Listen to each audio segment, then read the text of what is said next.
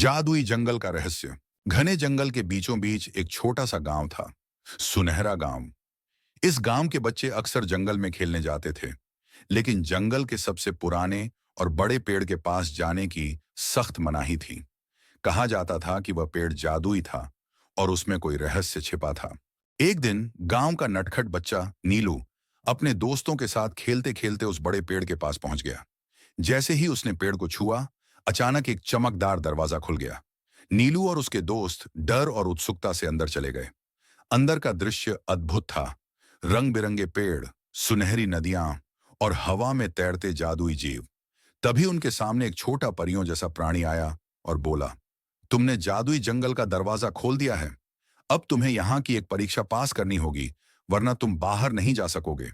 नीलू ने हिम्मत से पूछा, क्या परीक्षा है? परी मुस्कुराई और बोली, तुम्हें 3 पहेलियां हल करनी होंगी।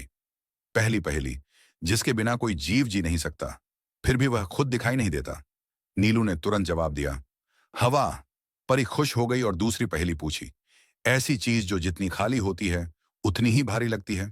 थोड़ा सोचकर नीलू ने कहा, मन की चिंता। अब आई अंतिम और सबसे कठिन पहेली, ऐसी चीज जो जितनी बांटो उतनी बढ़ती जाती है। नीलू और उसके दोस्त सोच में पड़ गए। फिर अचानक नीलू के चेहरे पर मुस्कान आ गई, प्यार और खुशी।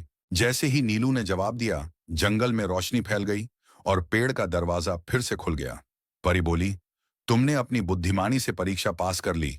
अब यह जंगल तुम्हारा मित्र है। जब भी तुम्हें जरूरत होगी, यह तुम्हारी मदद करेगा। नीलू और उसके दोस्त खुशी खुशी गांव लौट आए और किसी को भी डरावने किस्सों पर विश्वास न करने की सलाह दी। उस दिन के बाद सुनहरा गांव और उसका जादुई जंगल हमेशा खुशहाल रहे। शिक्षा, बुद्धिमानी, साहस और प्रेम से हर समस्या का समाधान किया जा सकता है।